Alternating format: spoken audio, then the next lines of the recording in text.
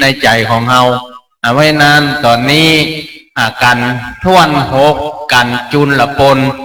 ท่านเจ้าโสภาอุบาโสภาวัดดาวบุญเฮืองกับมันรอตั้งเมื่อแต่เจ้าละรอขึ้นอันนี้เฮือหมูแห่ก่อน5 นาทีอันมาเงยนั้นบอกหมอกสถาเฮากันท่วนที่5ก็ผ่านไปปางเมื่อปู่พามเท่าเนี่ยได้จูงได้เอาของกันหาจารีเนี่ยไปเข้าป่าไปแล้วบัดนี้พามเจตบุตรปู่พามเนี่ยมันรู้พระเจ้ากรุงสนใจว่าข้าเนี่ยถือราชสารมาถึงกันท่วน5ตะกี้เนี่ยพานเจตบุตรเนี่ยมาหลงเจื่อกับซื่อฮื้อปู่พามไปเพราะนั้นมาถึงกันท่วนที่6กันท่วนที่6เรียกว่าจุลพลจุลพลนี่หมายถึงจุลละนี่แปลว่าน้อยจุลละเนี่ยน้อยจุดน้อยๆเนี่ยจุลละพลแปลว่าป่าน้อยพันนะนี่แปลว่าป่าจุลละพลความจริงมันก็อ่านจุลละพันนะพอพานนอนหนูพันนะตัวนี้มาจากบาลีเนอะนั่นแหละเอาไม่ได้จบบาลีแต่ว่าเดาเอาพันนะแปลว่าป่าจุลละพลแปลว่าป่าน้อยจุลปนแปลว่าป่าน้อยปางเมื่อมาถึงพานเจตบุตรก็ออกสถายปล่อยแม่ที่ห้าฟังตึงตังที่วัดและห้าฟังต่างที่บ้านต่างสถานีวิทยุพานเจตบุตรเนี่ยก็บอกหนทางไปยังเขาวงโคตแหละโดยผ่านเขาคันธมาศเขาอัญชันป่าจุลปนเนี่ยเป็นป่าน้อยผ่านป่าต้านป่ามาเป้าป่าดอกไม้และต่างน้อยซึ่งได้ผ่านเฉพาะทีละคนเพราะว่าป่านี่ได้ผ่านกำพลเป็นทางเก้าเป็นทางไปเขาไปป่าไปดอยซึ่งจะไปยังอาสลุมของพระฤาษีคือว่าพระอาจุตะฤาษีเนาะอาจุตะฤาษีชัยน่ะไปหาพระอาจุตะฤาษีก็เฮือจูโจกฟังอย่างละเอียดก็บอกเฮือจูโจกผู้พามไปถามอาจุตะฤาษีเอาเถอะถึงทางที่ไปอย่าไปเขาวงกลแหมต่อหนึ่งปู่พามมันเป็นคนเจ้าเล่ห์ก็เลยกล่าวว่าขอบคุณนักนึกที่บอกหนทางขึ้นข้าแล้วก็ออกเดินทางไปอันเนี้ยจุลปนให้นั้นกันนี้ป่อหมอกสถาอยู่ใกล้ลำโพงไม้ก็หอนบี้เฮ้ยเนี่ยนะป่อหมอกสถาเฮาเนี่ยมาถึงกันจุลปนเมื่อเฮาไผ่ที่เกิดปีมะเสงปีงูน้อยเนอะเจริญพรเข้ามาทางในซุ้มมาเข้ามาในซุ้มองค์เตศก็มาถึงแล้วได้ขึ้นธรรมะเป็นที่เรียบร้อยแล้วก็จากนี้ไปก็ประมาณ40 นาทีโดยประมาณเนาะแต่ถ้าเฮาดังบนวิหารนี่ก็บักชู้บะถอยเนาะชู้บะถอยนั่งแล้วเมื่อแต่เจ้าละด่ะนึกลูกไปไหนโอ้ยอันนี้ถ้าเมื่อแต่เจ้าละหักออกนี่ละนะเพราะนั้นบอกหมอกสะทายปล่อยแม่คนเฒ่าคนแก่ที่ฟังอยู่ทางบ้านก็ดีถ้าเกิดปีมะเสงหรือว่าปีงูน้อยจุพระธาตุเจ้าวัด7 ยอดโพธารามหันหน้ามาทางวัดสันทรายเพเนอร์วัดสันทรายมีตังไฟทางดงหันหน้ามาทางเพเนอร์บอกออกไม่ออกสลายก็ไม่เอาฟังธรรมมาด้วยกันเอาน้ำพระธรรมคำสั่งสอนของพระพุทธเจ้าเนี่ยมาฟังแล้วก็เอามาเป็นคติเตือนใจแต่กี้เฮาก็ได้ไปละครบทุกรสเผ็ดหวานมันเค็มเหมือนที่บอกไปนะธรรมะของพระพุทธเจ้าเนี่ยมีทุกรสชาติใดที่มันถูกจริตกับเฮาก็เอาธรรมะบทนั้นมาเป็นคติสอนใจตัวเฮาบอกหมอกสถาวันนี้มาถึงจุลปนกันท่วนที่6ให้นั้นก่อนจะเดินทางไปถึงกันท่วนที่7กันท่วนที่8กันท่วนที่8นี่หลวงพ่อพระครูวิสิตศรีลาภรณ์เจ้าคณะตำบลป่าแดดโอ้มาตั้งเมื่อแต่เจ้าแล้วเนอะหลวงพ่อพระครูถ้าฟังวิทยุอยู่นะแฟนคลับมารออยู่วัดนี่ถามหาก้าหลวงพ่อในวังอย่างเดียวมานี่ก็จะต้องแฟนคลับหลวงพ่อในวังนะวังสิงคำเพื่อนถามไม่นานเรือหำสองกันเนอะพอหมอกสถาจะถึงกันกุมารบัน พระหลวงพ่อพระครูวิสิตศรีลาภรณ์เพราะฉะนั้นแต่เจ้าเพิ่นโทรมาแซวว่าโพศกอู้นักลำไปว่ะอู้เมินลำไปเพิ่นโทรมาบอก เขาไม่ได้อู้เมินเนาะเมื่อเขารอมูแห่อย่างฮะแห่ฮะบอกอู้วิทยุมันก็จะดับอ่ะวิทยุไม่โซ่โซ่โซ่ฮะมีไปอู้อ่ะเนี่ยเลยวันค่ำเอาหยุดแล้วว่า4 ทุ่มว่าอู้วันนี้นะ2 วันละเพราะฉะนั้นอันนี้นะพ่อหมอกศรัทธาเฮาอยู่ที่ไหนก็ได้บุญบอกว่าอยู่บ้านบอกว่าอยู่วัดถ้าใจของเฮาเป็นบุญเป็นกุศลก็ได้บุญหมดแม้แต่ว่าเฮาอยู่บ้านฟังธรรมลักไข่หัวกันคิกคอกเปิดวิทยุฟังไข่หัวคนเดียวก็มีนะแต่กี้นะเปิดวิทยุฟังอยู่ที่บ้านลักไข่หัวคนเดียวพ่องก็มีจนพ่อมโหคิงเป็นน้ำหูน้ำตาฟังกันจูจกแต่กี้เนี่ยรถของพระธรรมเข้าไปแทงหัวใจเป็นจะได้ว่าเพื่อนเฮากับน้ำตายัวมันกันเนาะมาใจอย่างเงาะ เพราะฉะนั้นนะบ่หมอสดารสของพระธรรมเนี่ยเพื่อนว่ารสพระธรรมรสพระธรรมมีหลายรสชาติปรุงแต่งเข้าไปแต่ว่าธรรมะของพระพุทธเจ้าเนี่ยบ่ได้ปรุงบ่ได้แต่งเอาต้องเสาะเอาคนเดียวเพราะนั้นธรรมะบทใดที่เปิ้นอู้เปิ้นเตศเปิ้นฮื้อข้อคิดไปอันนั้นแหละที่มันตรงจริตกับใจของเราอันนั้นแหละเป็นธรรมะที่จะสอนใจของเราได้เพราะฉะนั้นการต่อไปการจุลปนขอตั้งลุ่มบอกเมื่อหมู่แห่ลงแห่กำเนอลงแห่ก่อนกำเดียวถ้าเวลาหมอกมออย่าฮื้อเอาเต็มที่แมลงนี่ฮื้อลงแห่กำเพลงนี้แล้วลงแล้วจะได้อาราธนาธรรมกันจุลปนการจุลปนนี้ได้รับความเมตตาจากท่านอาจารย์พระอาจารย์ปรัชญาโสภณปัญโยหรือว่าครูบาโสภาวัดเจ้าบุญเฮืองตำบลบ้านแหวนอำเภอหางดงจังหวัดเชียงใหม่อาจจะได้มาเทศนาโพธิผายปอกหมอกศรัทธาได้เป็นบุญหูที่ได้ยินได้ฟังเป็นลำดับต่อไปนี้จะได้คือผู้ที่สมมุติตนเป็นอาจารย์ได้อาราธนากันจุลปนเป็นลำดับต่อไป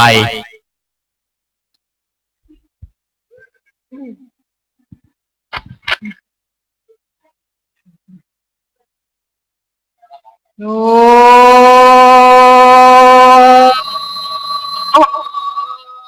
อ่อนลาวันนาอันว่าอยู่ละบนการแค่น้อยลานเจตบุตรกล่าวถอยหลัง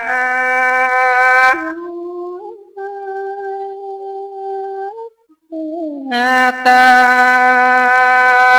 งเจือกำพานลายตานกำหวานหามปันขาฟานและพึ่งใหม่กินแล้วจืนยาวดีบอกที่ต่างผู้เท่าที่หยุดเย้าจุดตาละสีเข้าดงนาดงลีเถื่อนทองตาพามจีจุงไปนี่ตาตินีคิวดองโยนคาถาอนุสนองค์อา15 บาทบาลีขอนิมนต์ลูกศิษย์พระมุนีตนสักสวาดขึ้นนั่งธรรมาสแก้วแล้วเทศนา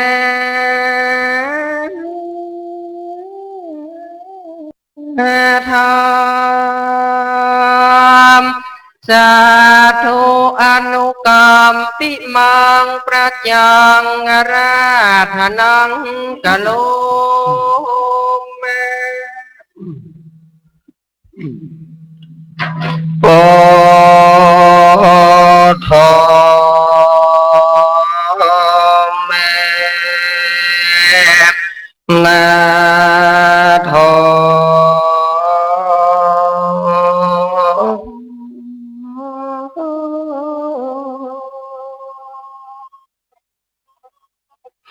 ขอเอาพระพุทธไว้เป็นติยัง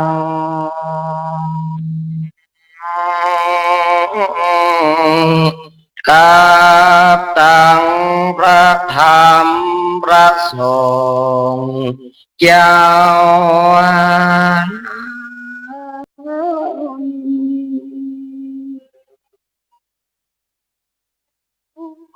เป็นสรณะก่อนสิ่งนั้น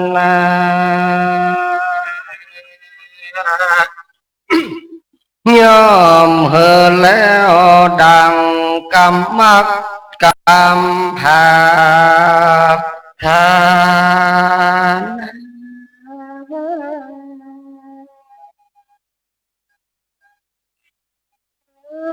แห่งโมพระสัทธาอยู่โคปันติตานาปราตันโห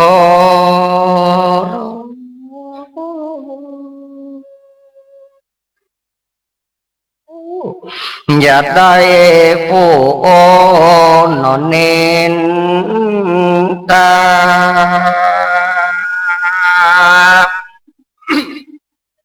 เปิดเป็นมหามิ่งมงกรเกิดกับอาต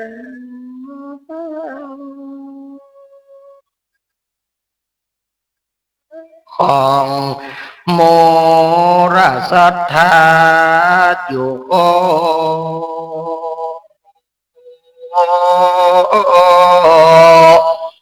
ย้อนว่าเฮเป็นโกศลนาบนกรรมตนเป็นลากา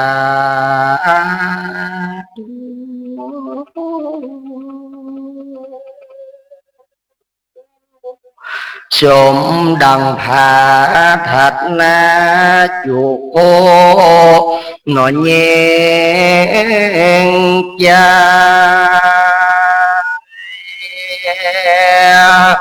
ชมดังพระทรงจิตยงใจมา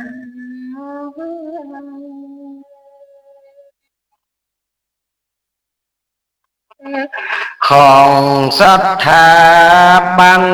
สันสายอยู่โค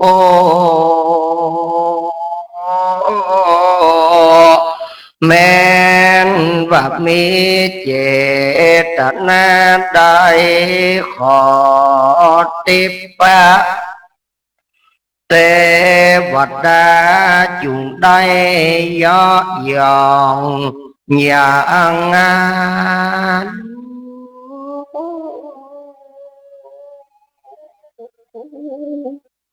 สมดังเจตนาเราอยู่โคนครคนขอเฮเป็นมหามังกลาโกวาส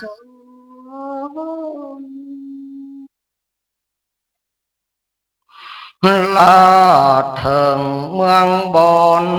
สวรรค์แห่งห้อ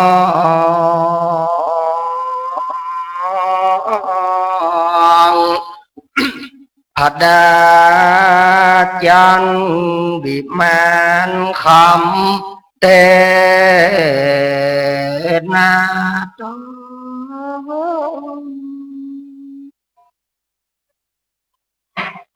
เกิดว่าแห่งห้องนิพพานนาก็มีดังนิยมรัก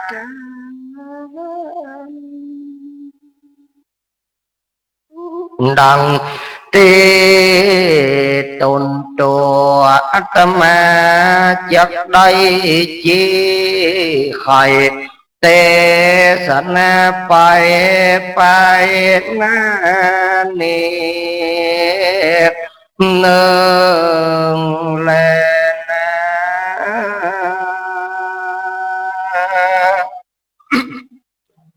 ขอยกมือ10 นิ้วแทบไตไวสายังพุทธปิมปาสารุเจ้าอันทะปนาตั้งไว้ณฐานันตรวิเศษกวงเขตพระแก้วเจ้าทั้ง3 ประการวัดสันทรายตำบลหนองแก้ว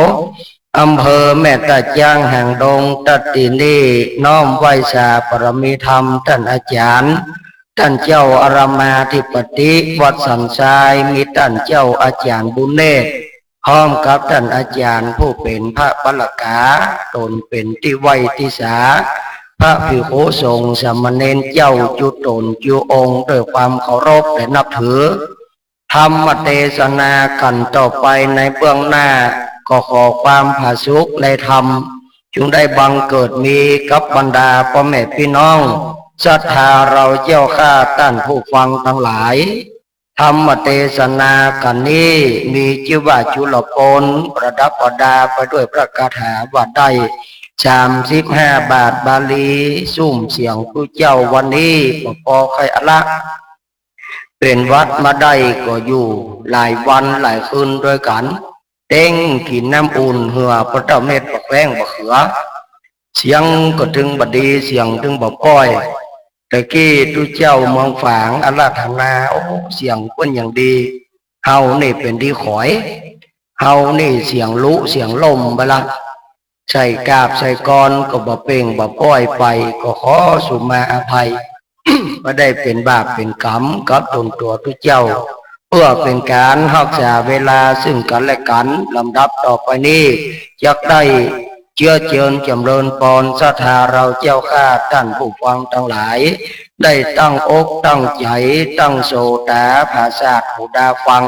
พระธรรมเทศนาอันมีชื่อว่าจุลปนกันทนทกอันเป็นเนื้อมหาญาติเวสสันตระยาดกสืบมูราจัตถาผู้ที่เกิดปีไส้หรือว่าปีมะเสงคือว่าปีงูน้อยตนตัวตุเจ้าก็เป็นปีงูน้อยเหมือนเดียวกันก็ได้มาเทศธรรมพวกนี้ก็ถือว่าเป็นโอกาสอันดีประจวบเหมาะก็ขอศรัทธาเราท่านทั้งหลายตั้งสู่ตาประสาทผู้ดาฟังเป็นลำดับสืบต่อไปได้ณบัดนี้เนอ นะโมตัสสะภะคะวะโตอะระหะโตสัมมาสัมพุทธัสสะ เอวังเจตาพุทโธพระมนังโปเจตวาปัฏฐัญญาสัทธาญาตาสะมันทุนโนตุมปัญเจวาปะกานิกาสันติจาตัตวามะเกทะเปตวาตังขินาหัตังอุเกปิตวามหาสัตตสาวาสโนกาสังอาจิขันโตอาหารัมดับหามมาเตสัตนามารอส่วนว่าพันเจตบุตรผู้ใจงามยังจูจะกามรำปูเท่าเฮออิ่มโดยข้าวน้ำอาหารแล้วก็เฮอโด ตูมป้างามอันใหญ่อันเต็มไปด้วยน้ำเพิงขาทลา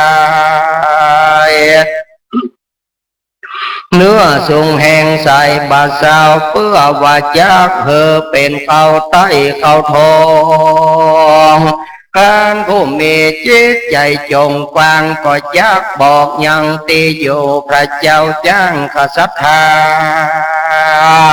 ก็จริงยกเป็นกว่าไกวกวาดจีวาวาดแก่พรามก็อยากบอกยังสาลางามแก้วกว้างแห่งพระเจ้าจ้างเวสสันดรก็กล่าวอาทิตย์ก่อนตันต่อไปนาลอกมกากล่าวเป็นคาถาว่าเอโซเซโลมหาพรหมเมปัปปโตการธรรมาตโนดังนี้เป็นเก้าวัดโดการาพรำเทาผู้เป็นคนใจบอกว่าคามท่านพรามก็จุงมาเนโกจักบอกยี่ยังอาสะลมเขานั่นกมงามเลิศแล้วประดับโดยแก้วและหินผาชื่อว่าเขากันตับมาตนาพระญาเวสสันตราเจ้าแจ้งอยู่เสพสร้างกัดตำพลด้วยเมียตน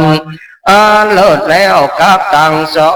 งลูกแก้วอุดมอยู่ในอาสะลมติดได้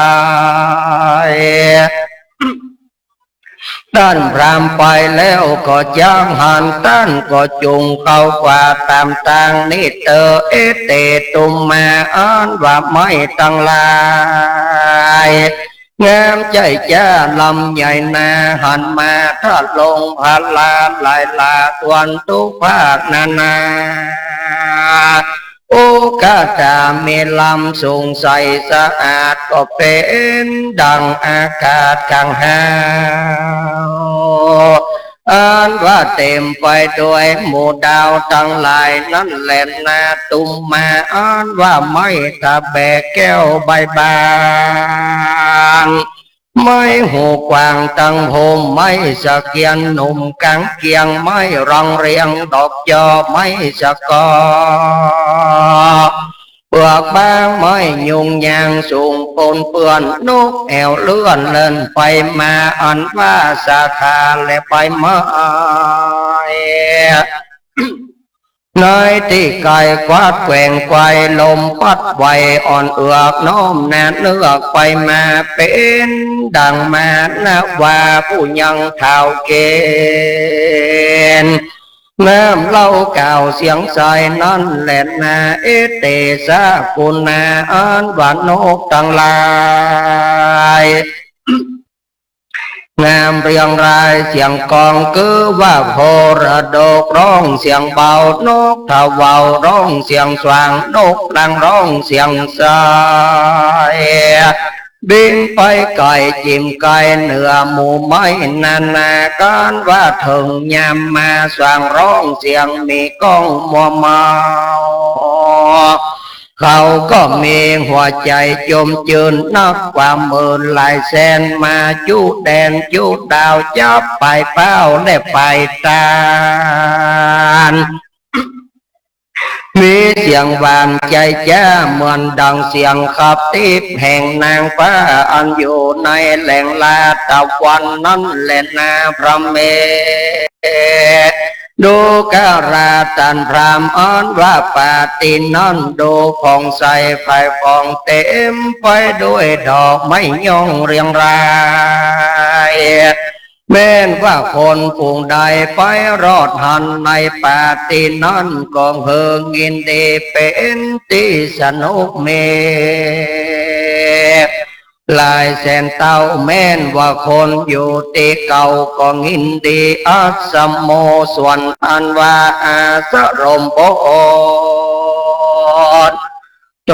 นตานเต้าอันอินตาแต่งไว้ดูงามบอกว่าคำเข้าสู่เหมือนที่อยู่แห่งเทวดาทั้งหลาย ญาสาเวสสันตโรราชาส่วนอันว่าปรัญญาเวสสันตราแก่นไทยโยปากไม้วงกฏ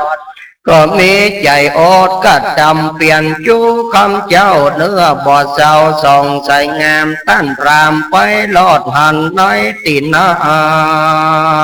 น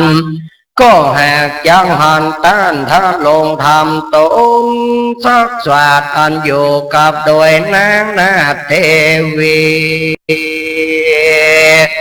กับตั้งเจ้าจาลีและกันหาลูกเต้ากลางด่านดาวดงรีพระราศีตนบุญกวางถิ่นบำมาลวดอยู่สร้างภาวนาทาเลนโตก็ทะลงพันวิเศษเอาเป็ดเป็นราศีเธอขอลีเหยาวเยินหมวดเก่าจืนเป็นจ้าตาจำมาว่าสีตั้นก็นุ่งหนังเสือลายญาโยนนอนเหนือฝนดินดานย่อมือถวายจุ่มจอบไว้นกนอบกองควายเปลวแสงใสบ่อเศร้าจูคำเจ้าก็เป็นวาดแห่งราศีแลนนาตัดโตน้อยกาลายามนอนพันเจตโปดผู้ใจคานจักบอกที่สำราญแห่งเจ้า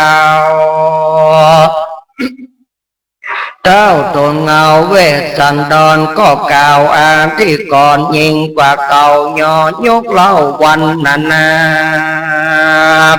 ว่าโดการาตันรามโพห่วงออกโกจักบอกด้วยเดมากหัวเมลายหมูตั้งตนอยู่หิมมาปาน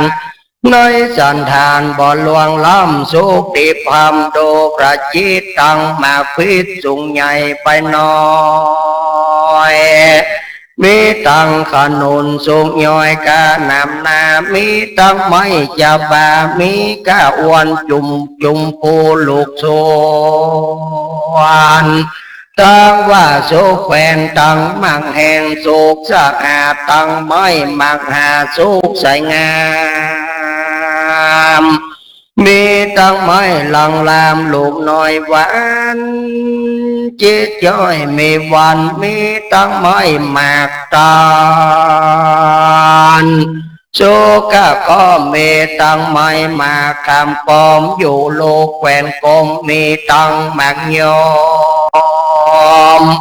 สุขเดรัดาตังสมและฝาดปุญญมาจะมอโลกบาเจ้าลูกแต่เก้าถึงปลายคนไปกายเอากินก็ง่ายพอดังจากรู้ไม้เมื่อมาตีนั่นนาดงใหญ่เมตังมาองค์ไก่ตั้งอยู่ใหญ่ใหญ่กันตั้งหลายวันไผ่ดอกก็เจงออกเป็นดอกดวงเผยมีตังกิ่งแก้มเผยจุกร่ำมีตังไม้กลุ่มน้ำเป็นดอกดวงพวงมีตังไม้มุกหลวงดอกที่ทวนไม้มุกน้อยดอกล้วนแก้มใบมีตังหมากสังใสหวานจืนจ้อยลูกใหญ่น้อยพอดีไม่นี่โคตรเมลายสำโซแก่รำควรกินหล่นโต๊ะดินเรื่องเรือมีตังไม่มากเรือเหลือลา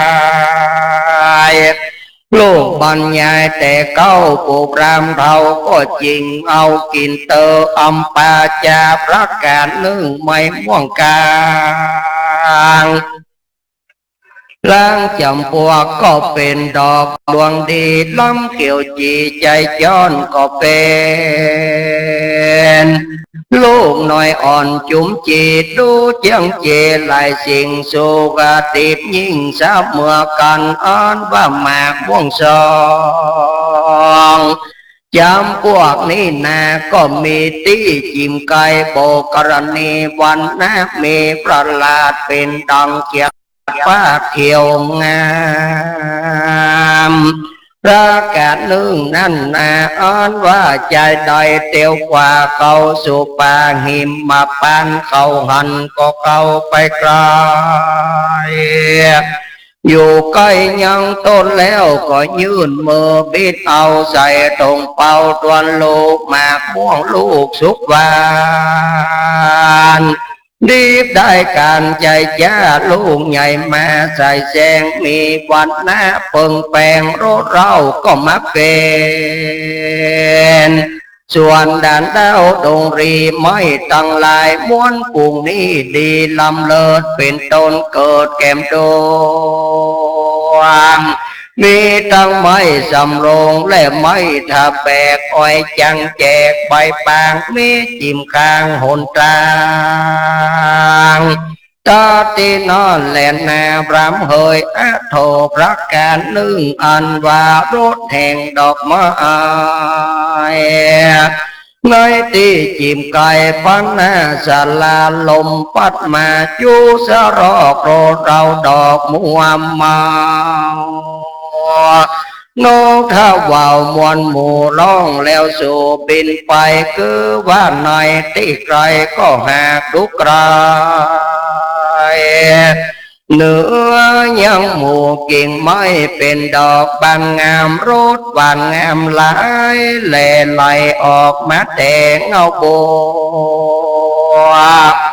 หวานหนวดดีเงาใหญ่หวานแต่ใจพอดีก็เกิดมีในโบกรณีตาที่นั่นเหตุดังอ่านก็จริงได้เจอว่าโบกรณีมาดูนั้นแหละนาดูการาพามผู้เท่าโกก็จักก่าวเตอยู่เจ้าอุดมคือว่าอาสรมโบสเจ้าจ้างอันอยู่ปากกวางพระนาภัยริอะไรไรทุกสลอกแดนดาวของหิมมาว่าลมจ้อยมาบลายปัดแต่ไปตำไตตากินนาแล้วก็ปานปาไปหนปาจิมมาใส่ซองปันเขาปองตามตาง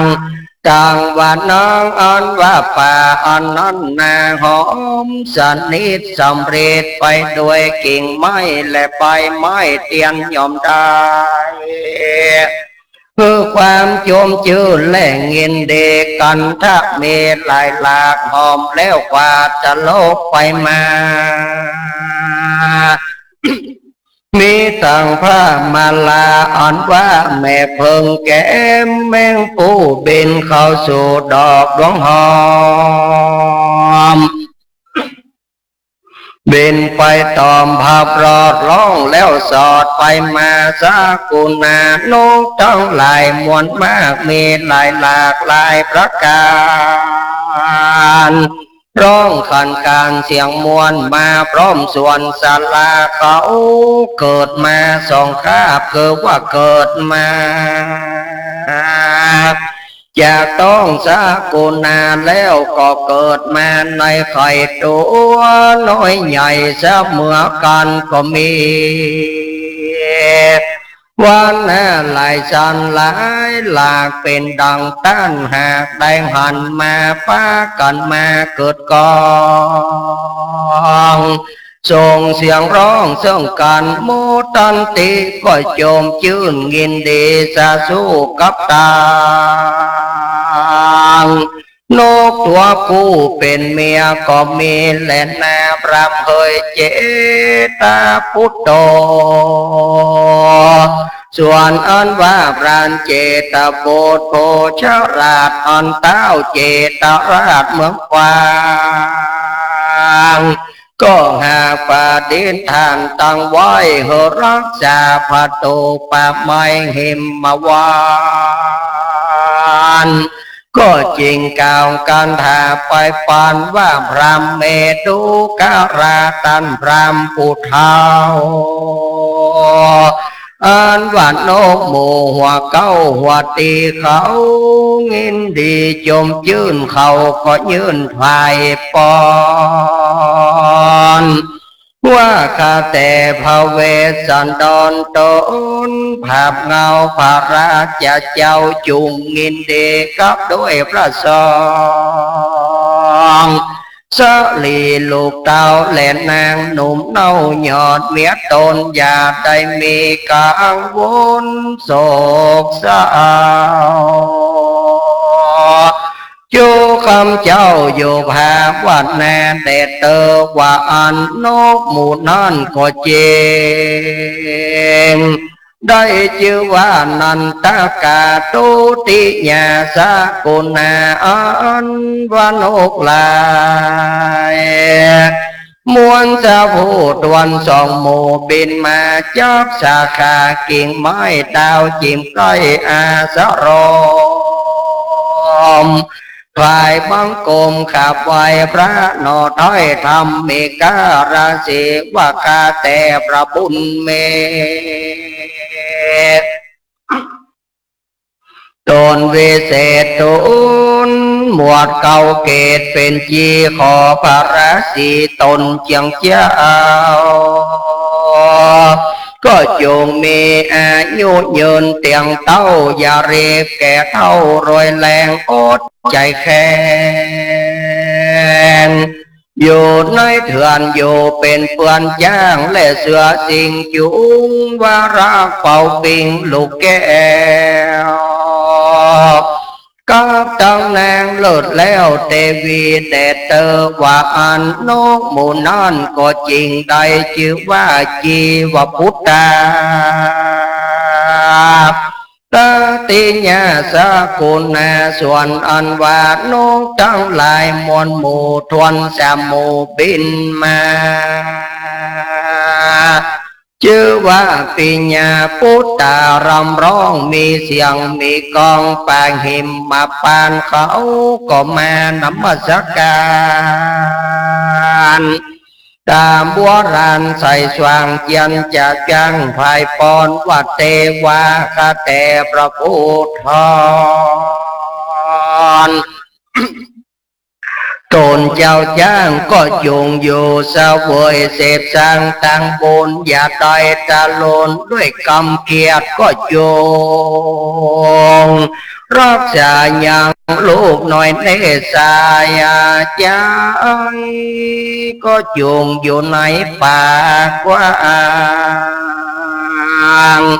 ในตาตั้งดงรีเป็นราศีอยู่ต่อเต่าจูคำเจ้ากระทำเปลี่ยนแดดเตอว่าอัน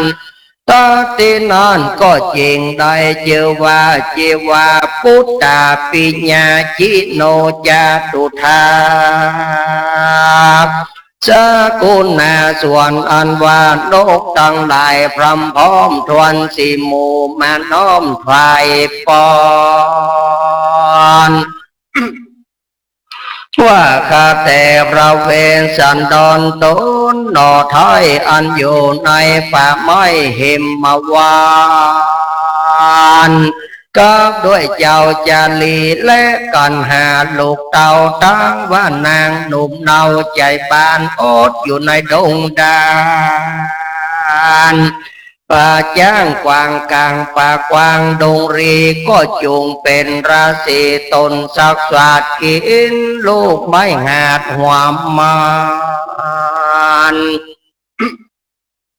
เป็นของฉันต่างเขาแก่พระราศีเจ้าทั้งสองพระองค์ใส่ใจทรงเสพสร้างอย่าละมางกามังกระตำพลก็อย่าได้มีกังวลเดือดร้อ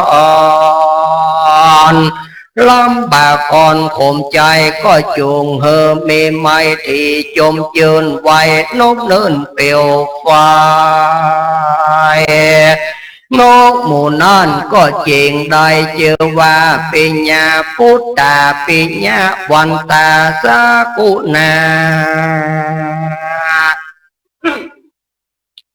ท่านว่านกตั้งหลายสิหมู่เป็นเขามาสู่ศาลาบินไปมาบินมาส่องทราบคางร ร้องทองจางปูนฟังเขาก็มาแปลงรังดีตีนั่งแทบกลางฟังโบกระเนบก็มีวันนอนแลนนาวัดนางอ้อนว่าป่านอนดูงามสะอาดอันดาดาเต็มไปด้วยไม้ตั้งลายเป็นยังใหญ่ถ้าอยู่ท้องแถวอยู่หมู่บุพาเป็นว่าดังฝูงคนมาแซงซอยเหมือนดังจอน้อยอยู่แก้มตงพระเมดุกราพามเทาอันว่าพระญาเจ้าเวสสันตาราตนแก่นทายอยู่ป่าไม้แดนใดต้านพรามไปก็หากยักษ์หันป่าจ้าต้านก็โจงเข้าป่าดงดานต้านก็จ้างทารงพันวิเศษผูกเก่าเกตเป็นรักสี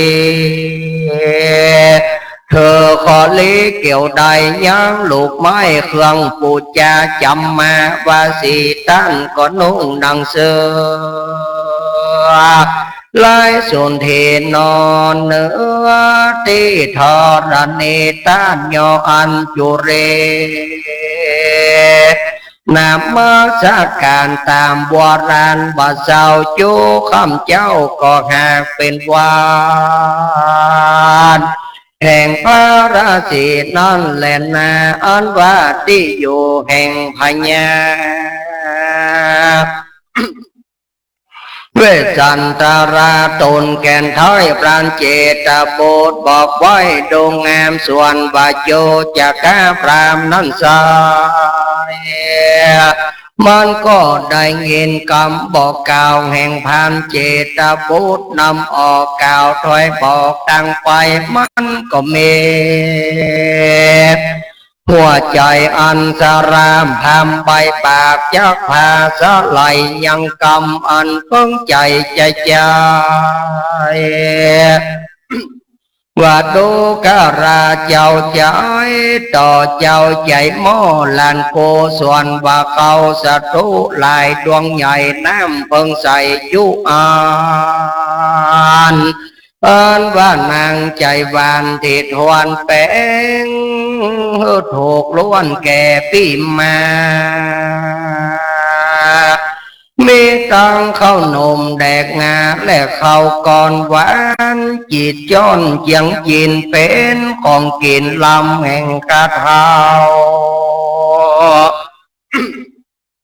โปก็จากเอาไว้แก่เจ้าขวางอ้อนว่ามาบอกหนทางแก่ผู้เฒ่า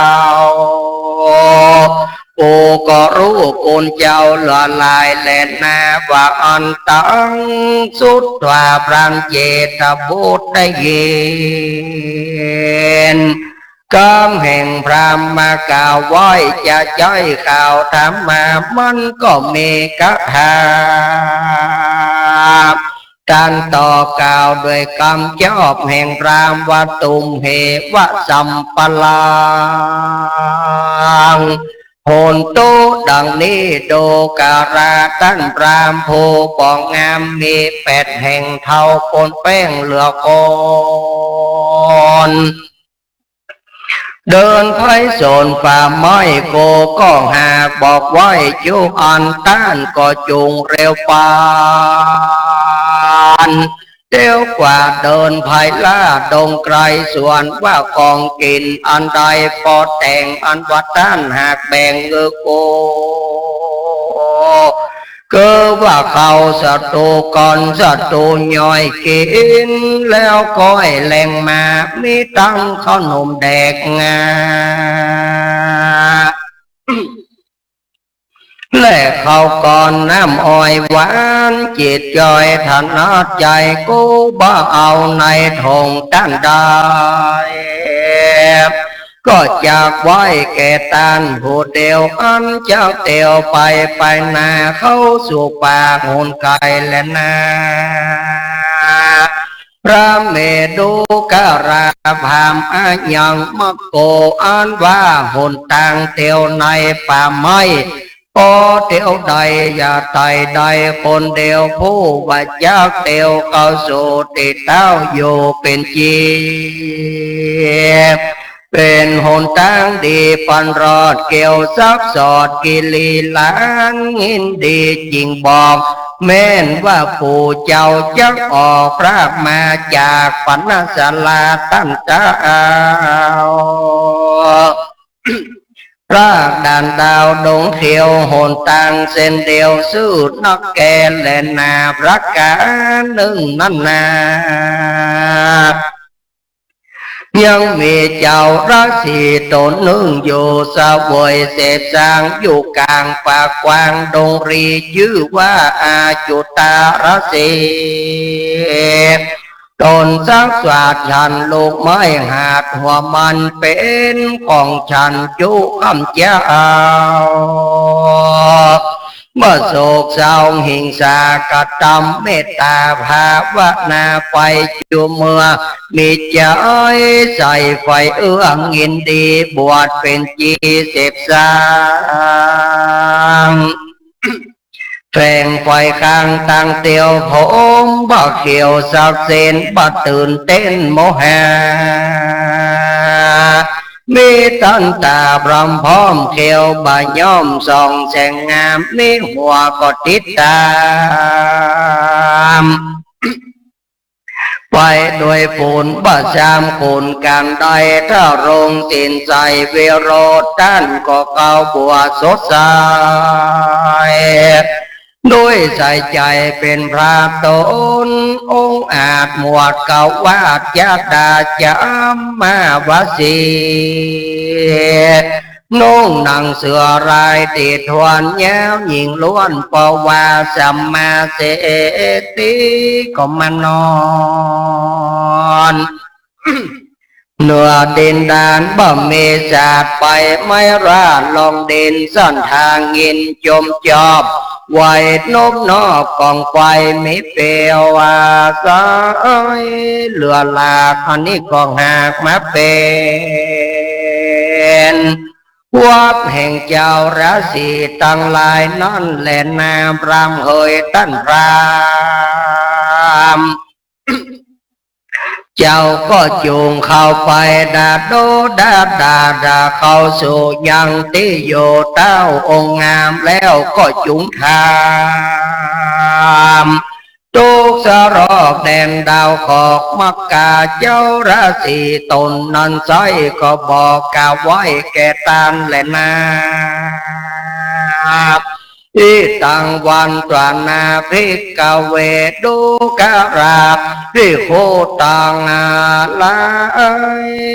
มวลโมทวนนาสะโภอรหันตาส่วนว่าโจจากามพรามผู้เฒ่าแก่ญาติเชื้อแต่วงพรามได้ยินกำงามแห่งพานเจตบุตรบอกกล่าวเตโยเต้ากษัตถาปัตตะขีนังกัตวามันก็กัดตามแวดปัตตะสินใจยินดีจมชื่นนบน้อมยืนอัญจุรีเจ้าอาจุตาราศีตนบนกว้างอันอยู่เสพสร้างนอดแดนได้มันก็เข้าไปในฐานะตัดเตียนะตัดตีหันก็เม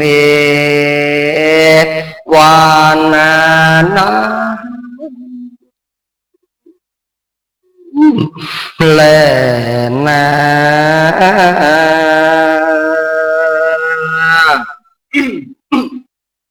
โจ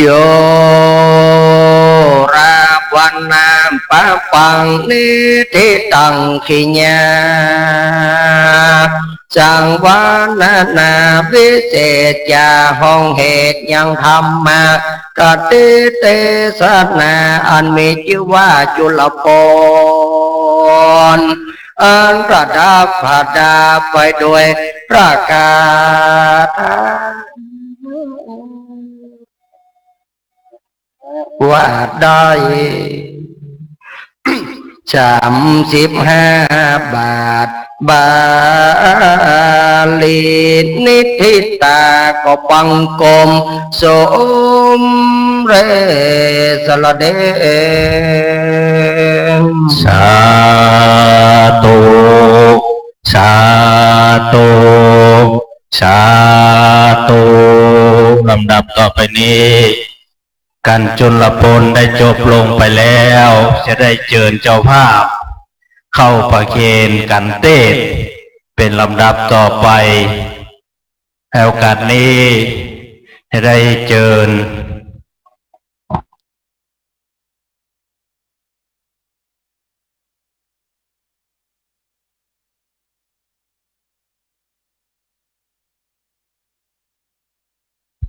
โอกาสนี้จะได้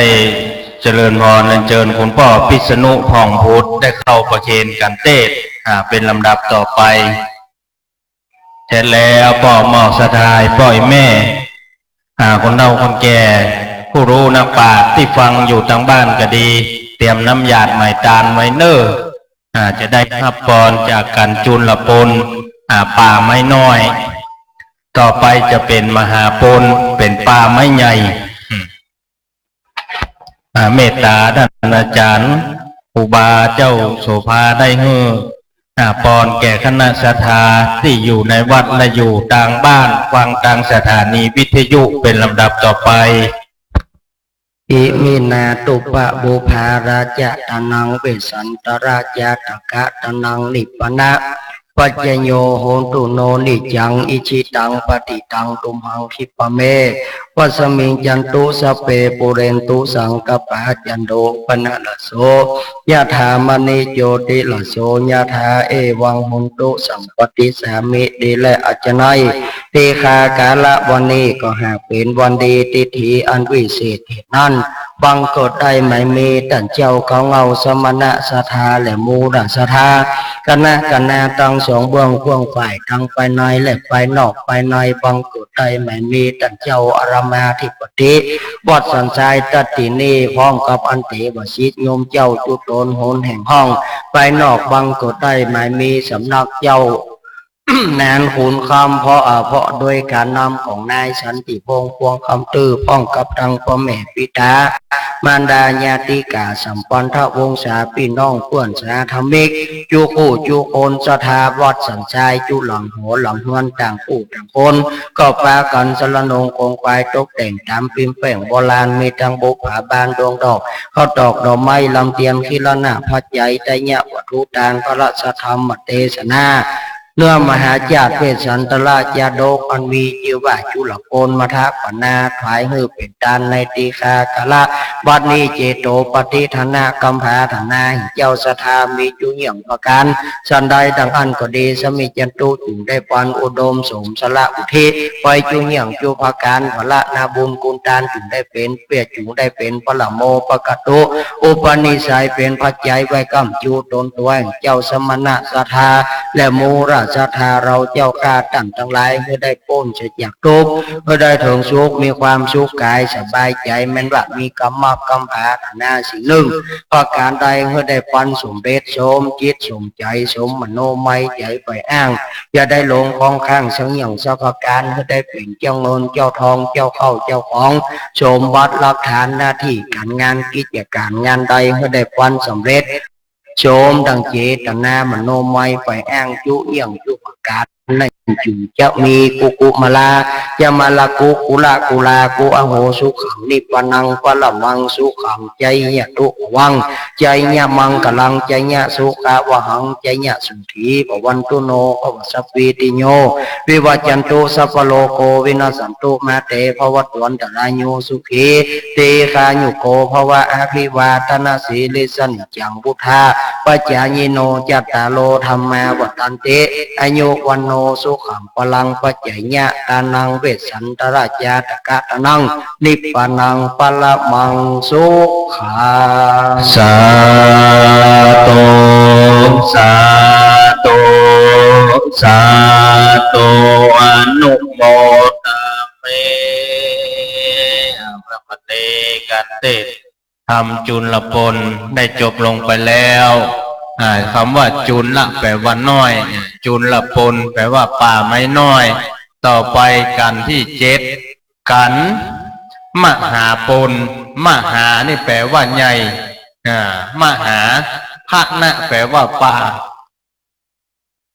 มหาปนนี่แปลว่าป่าไม้ใหญ่ประเดี๋ยวเนี่ยภูพามกำลังเข้าป่าไม้ตรงหนาปากาตรงที่เข้ามาถึงป่าไม้น้อยหนตางกีดกองกอยหนตางไปได้ห้อมได้คนเดียวนะปองมอกสะดายปล่อยแม่เฮาไปได้ห้อมเดียวหนตางเนี่ยรอดก็รอดไปได้คนเดียวให้นั่นภูพามกำลังมาถึงป่าไม้น้อยต่อไปภูพามกำลังจะออกไปสู่ป่าไม้ใหญ่จะเป็นจะได้นั่นกับบ่อมอกสดาเฮาก็เตรียมห้าฟังในการมหาปนซึ่งยังได้ห้าการเทศโดยพระพารินตะพารินทรทิตะวรสัทโธวัดชัยเกษมเจ้าวาดวัดชัยเกษมตำบลแม่สูนอำเภอฝางวันนี้เมืองฝางวะน่ะส่งมาชิงแชมป์นะไว้สาเจ้าเมืองฝางปีมะเมียเนอะต่อไปปีม้าเนอะ